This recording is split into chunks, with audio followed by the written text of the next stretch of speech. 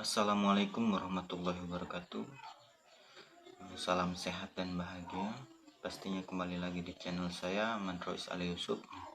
Kalau di video sebelumnya itu saya membahas tentang pengenalan ya, mengenali penyakit asam lambung dan anxiety.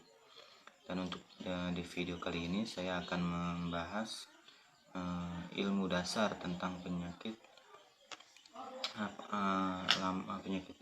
asam lambung dan anxiety.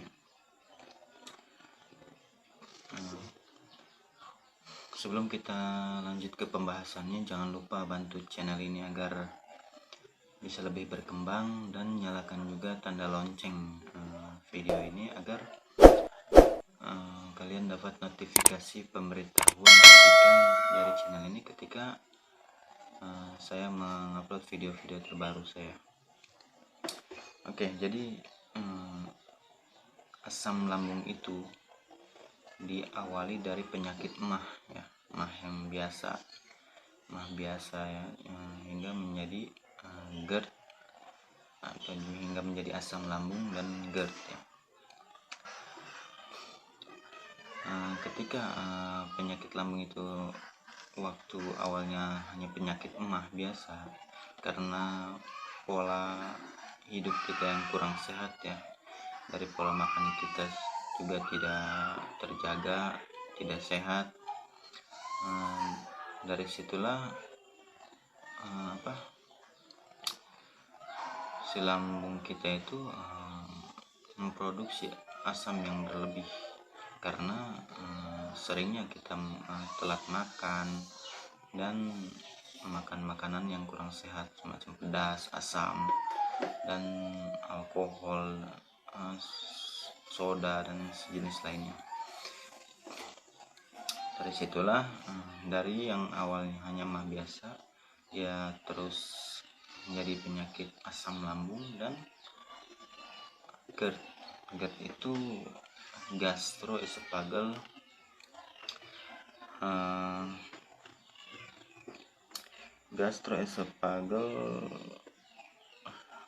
reflux disease ya, yang penyebab. Assalamualaikum warahmatullahi wabarakatuh. Salam sehat dan bahagia. Kembali lagi di channel saya, Mandrois Ali Yusuf. Kalau di video sebelumnya saya membahas tentang mengenali penyakit lambung, penyakit asam lambung dan anxiety. Nah, untuk di video kali ini saya akan membahas ilmu dasar tentang penyakit lambung dan anxiety. Oke, untuk sebelum kita lanjut ke pembahasannya, alangkah baiknya teman-teman bantu channel ini biar lebih berkembang dengan cara subscribe channel ini dan nyalakan tanda loncengnya agar teman-teman nanti bisa dapat notifikasi pemberitahuan ketika dari channel ini, ketika channel ini ada video-video terbaru ya. Dan untuk para teman-teman yang udah memahami dan udah mengerti tentang penyakit lambung ini, alangkah baiknya teman-teman membuat juga video-video seperti saya ini ya, video-video tentang bagaimana cara menyehatkan lambung, daripada nantinya teman-teman berkomentar buruk di video saya dan berkomentar negatif di video saya, karena niat saya membuat video ini itu tidak lain hanya ingin membantu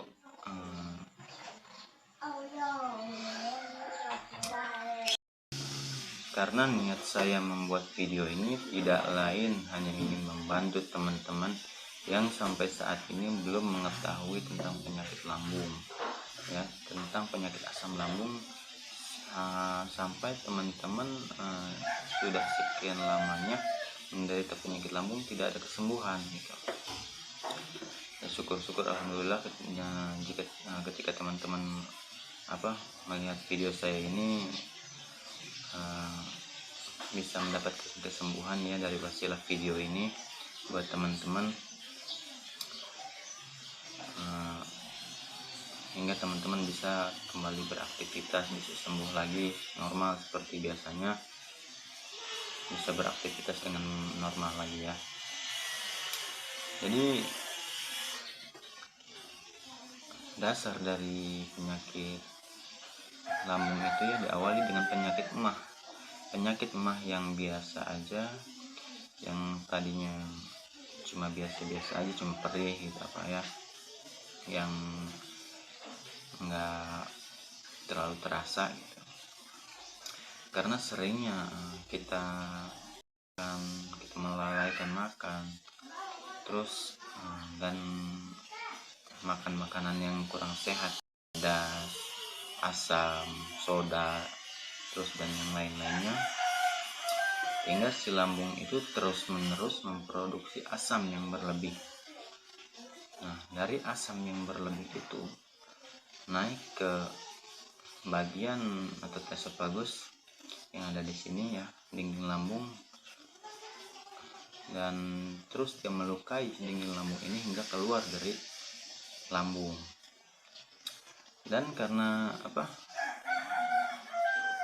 asam lambung itu ya bersifat korosif, sifatnya itu melukai ya. Asam lambung itu sifatnya melukai. Jadi setiap organ tubuh yang dilewati oleh asam lambung itu, dia akan terluka, dia akan terlukai oleh asam itu, hingga kita kadang terasa panas ya, panas, terus di tenggorokan juga panas ya, perih, dan kadang bisa timbul sariawan juga ya. Nah, dari lambung itu, dari naiknya asam lambung itu bisa berbentuk dengan gas ataupun cairan ya.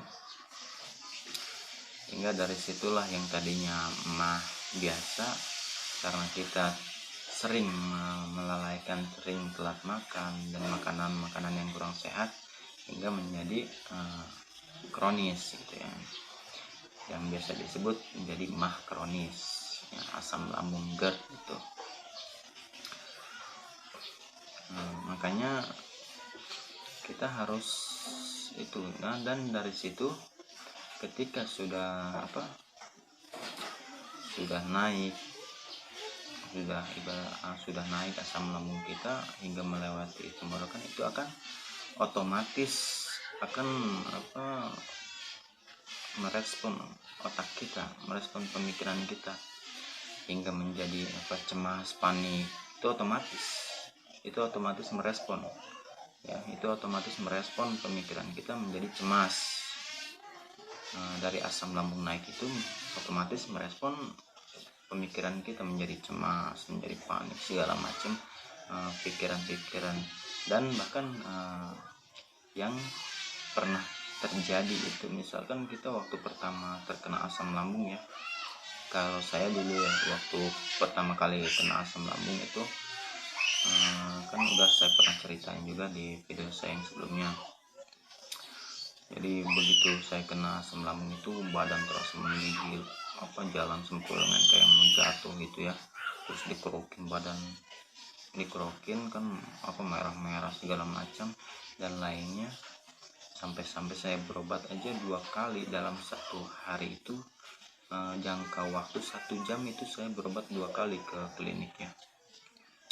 Dari situ timbul rasa panik itu sampai terus-terusan setiap hari kepikiran waktu hari pertama saya terkena penyakit asam lambung itu, terus-terusan sampai berapa tahun itu kepikiran terus, setiap hari terpikir terus kejadian yang seperti itu. Nah, dari makanya penyakit lambung itu susah untuk disembuhkan ya, karena itu dari pola pikir kita yang tidak sehat, dari pola pikir kita yang terus-terusan berpikiran negatif, yang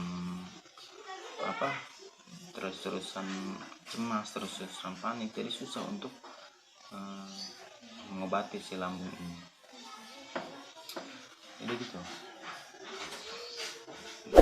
awalnya yang lambung itu kita biasa aja, jadi ketika asam lambung kita terus-terusan naik itu kan memproduksi asam terus-terusan ke otak kita, jadi terus-terusan panik. Jadi ketika asam lambung kita naik itu akan otomatis merespon ke otak kita, apa pemikiran kita jadi panik, cemas segala macamnya. Dan sebaliknya, ketika pola pikir kita itu cemas, panik, itu sebaliknya akan merespon juga si lambung kita untuk memproduksi si asam yang lebih, yang terus-terusan. Jadi berputar.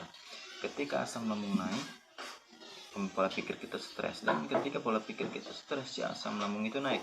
Jadi terus-terusan berputar terus. Jadi kalau kita tidak bisa mengontrol pola pikir kita, ya itu akan terus-terusan jadi akan memperburuk gitu ya, akan memperburuk keadaan kita, akan memperburuk kesehatan kita ya. Jadi gitu.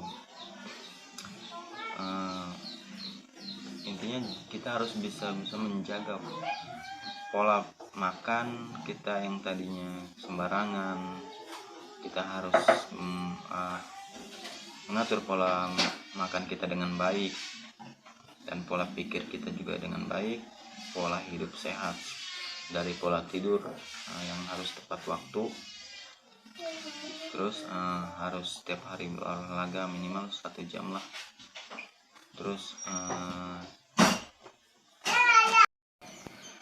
dan semakin naik asam lambung kita kan semakin kacau, semakin panik juga pola pikir kita.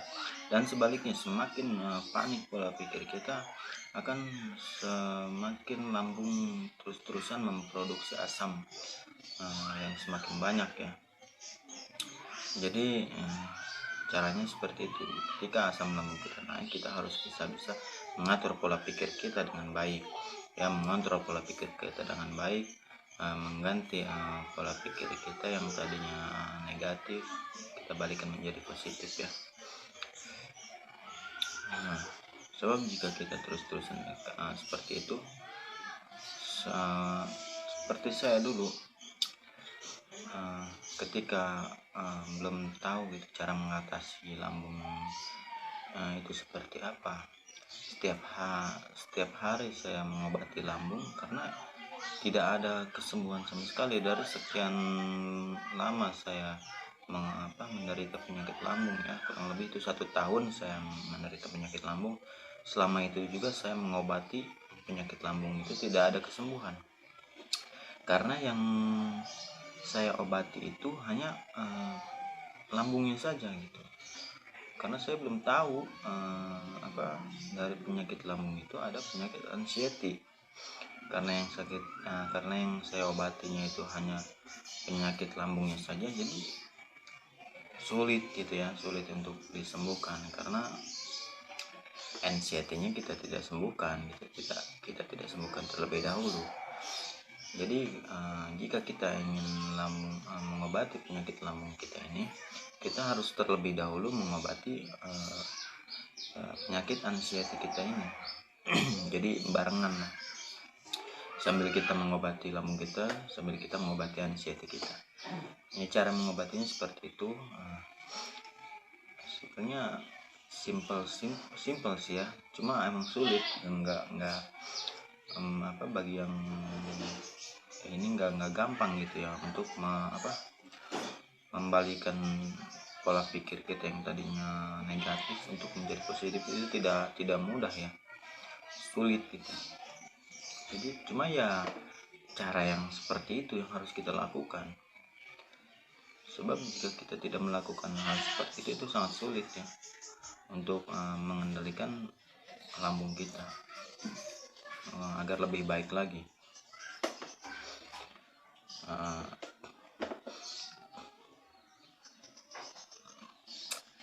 Jadi saran saya seperti itu, jaga pola pikir kita biar lebih baik lagi, sambil kita mengobati penyakit lambung kita, sambil kita mengobati juga anxiety-nya gitu.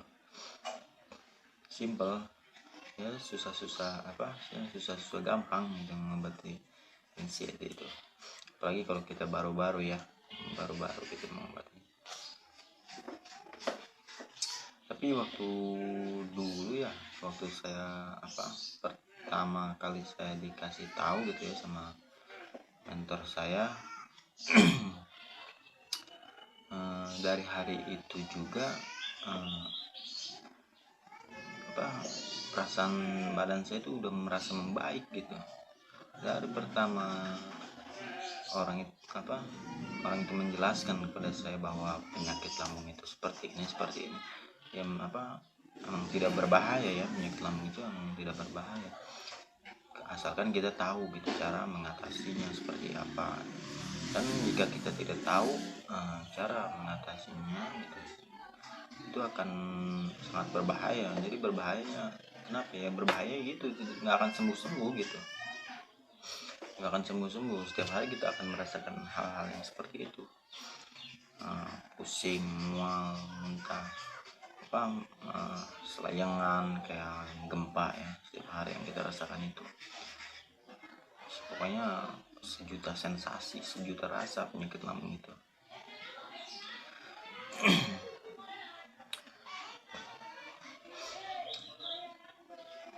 Dari sekian lama saya menderita penyakit lambung itu, ketika mentor saya menjelaskan ya,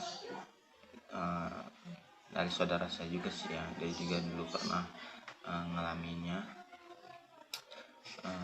Anggaplah mentor saya itu, ketika dia menjelaskan tentang penyakit lambung itu kepada saya, hari itu juga ya badan saya serasa membaik gitu. Dan selang waktu sebulan itu kondisi saya udah membaik ya, udah bisa beraktivitas, walaupun nggak langsung normal kayak 100% ya ibaratnya. Cuma ya ibaratnya udah, yang tadinya ibaratnya mau kemana-mana takut gitu, kesini takut, dan dari mulai 2 minggu sampai ke sebulan itu udah bisa kemana-mana gitu, udah mulai berani kemana-mana, udah mulai baik kan, udah sehat lah badannya. Sebab jika kita terus-terusan tidak ada terus-terusan seperti ini, mau sampai kapan gitu kalian seperti ini terus gitu, lawan rasa takut itu ya. Cara mengatasinya itu ya, kita harus melawan rasa takut itu dari anxiety itu. Baru jika kita bisa mengobati anxiety ini, pasti kita juga akan bisa mengobati asam lambung kita. Sangat mudah asam lambung itu ya, sangat mudah diobati ya. Dan sangat sulit juga diobati ketika kita tidak tahu cara mengobati seperti apa. Yaitu dari 70% itu hanya 30% penyakit lambung itu ya, hanya 30%. 70% itu yaitu anxiety yang membesar-besarkan segala macam penyakit itu ya. Penyakit yang tadinya yang awalnya kita anggap sepele, biasa aja, ketika kita terkena penyakit lambung dan anxiety itu, penyakit sekecil apapun akan terasa besar, akan terasa berbahaya gitu ya. Semacam penyakit lambung ini kan kita menganggapnya kayaknya bahaya banget, padahal nggak berbahaya. Nggak, penyakit lambung itu nggak berbahaya ya. Penyakit sejuta umat mungkin di seluruh dunia ini bisa dibilang 40% manusia itu mempunyai penyakit lambung ini ya. Bahkan di negara-negara luar ya, asing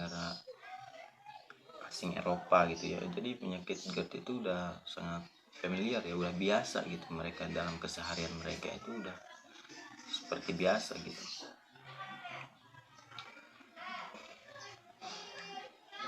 Jadi ayolah kita bangkit gitu ya dari keterpurukan, dari keterpurukan kita selama ini ya. saya membuat video ini semoga bisa menjadi mentor yang baik buat kalian ya, supaya kalian juga bisa sehat lagi, bisa beraktivitas seperti biasanya lagi ya. Karena beratnya itu ya, yang saya alami saat saya belum tahu gitu cara mengatasinya, berat banget gitu ya. Udah kayak apa ya, udah putus asa banget, pokoknya udah putus asa lah, kayak nggak ada artinya lagi gitu, hidup juga udah putus asa. Tapi setelah saya mendapatkan ilmu gitu ya tentang asam lambung ini, alhamdulillah sampai sekarang. Dulu badan saya kurus banget ya, berapa kilo ya, mungkin 40 sampai berapa, 40-an lah, 40 kiloan lah. Kalau sekarang mah udah berapa, 65 kemarin ya ditimbang. Udah 65 lagi sekarang, alhamdulillah udah sehat. Udah bisa kemana-mana, udah bisa makan apa aja ya, udah segala macam dimakan sekarang. Alhamdulillah. Kalau dulu mah pokoknya setiap yang diucapkan oleh dokter itu ya ketika saya berobat, jangan makan ini, jangan makan ini, sama sekali saya memantangi makanan yang tidak diperbolehkan itu ya. Bahkan ketika saya udah mulai sembuh pun, selang waktu beberapa bulan, mungkin setahun ya bang, kalau makan mie kayak gitu, kopi, bahkan kopi mah sampai sekarang udah enggak ya. Kopi, rokok kan tadinya saya merokok, ngopi ya, cuma perokok dan pengopi aktif saya dulu itu. Cuma kalau sekarang udah enggak sama sekali kalau merokok, ngopi, mungkin udah terbiasa ya. Cuma kalau mie sekarang makan lagi, mie pedas makan sekarang udah alhamdulillah udah sehat kan. Kalau bangsa ya kopi, rokok mah udah enggak. Cuma kan kalau waktu masih terkena asam lambung, ketika dokter gitu menyarankan jangan makan ini, ya selama itu juga saya nggak pernah makan apapun yang dipantangin itu, sama sekali nggak pernah. Dari roti, kan roti katanya nggak boleh dimakan untuk penderita asam lambung, karena roti itu mengandung bahan pengembang. Sama mie juga kan mengandung bahan pengembang kayak soda gitu ya, itu terus nggak boleh soda juga, yang intinya asam pedas itu nggak boleh. Terus banyak lagi sih sebenarnya yang nggak diperbolehkan untuk penderita asam lambung itu. Nanti akan saya bahas di video yang saya selanjutnya. Banyak banget, dan selama berapa tahun ya, saya nggak 2 tahun lah mungkin kan. Saya 3 tahun yang lalu itu saya terkena ya, mungkin selama setahun itu saya nggak bisa ngapa-ngapain, dan alhamdulillah dalam waktu sebulan 2 bulan itu saya udah normal lagi ya, udah normal. Cuma walaupun normal, saya dari makan makanan yang bangsa mie kayak gitu, yang makan kurang sehat, emang saya kurangin gitu. Cuma kalau kopi, rokok sampai sekarang itu nggak saya makan, nggak saya minum, nggak saya konsumsi lagi. Terus pedas, sekarang mau makan pedas, hobinya pedas.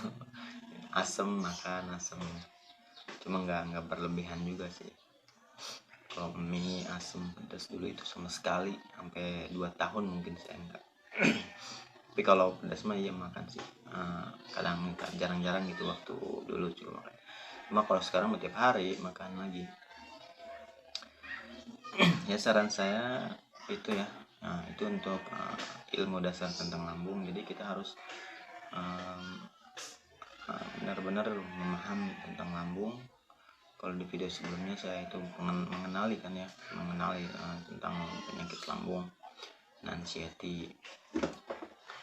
Jadi di video ini ya ilmu-ilmu dasar dari penyakit lambung itu seperti itu ya. Awal mula penyakit lambung itu dikarenakan karena ya seringnya kita telat makan, sering begadang juga, terus makan makanan yang kurang sehat, terus banyak lain-lain lagi ya. memang pola hidup kita yang kurang sehat ya. Intinya sekarang kita ubah pola hidup kita, pola makan harus teratur, terus pola pikir kita harus kita benar-benar kita jaga gitu ya. Dan pola hidup sehat, tidur harus tepat waktu, nggak boleh begadang lah, tidur misalkan jam 8, paling malam jam 9 itu harus sudah tidur. Minimal 8 jam itu ya kita ya, dari awal tidur sampai bangun itu minimal 8 jam, jangan kurang dari 8 jam. Kalau kita misalkan tidur kurang dari 8 jam itu akan terasa selayangan banget ya, akan terasa pusing nantinya. Dan untuk setiap pagi gitu ya, itu harus olahraga ya, minimal 1 jam kita berolahraga ya, sampai keluar keringat. Dan berjemur itu harus. Terus giatkan aktivitas seperti biasanya, seperti sedia kala kalian sebelum terkena penyakit asam lambung. Kembalikan pola pikir kalian seperti sebelum kalian terkena penyakit asam lambung dan anxiety ini ya. Nah, itu saran saya. Mohon maaf jika ada kesalahan dalam berkata. Mungkin di video kali ini cukup sampai di sini ya. Jangan lupa bantu subscribe channel ini, jangan nyalakan loncengnya, share juga ya ke sosial media lainnya. Oke, terima kasih. Wassalamualaikum warahmatullahi wabarakatuh.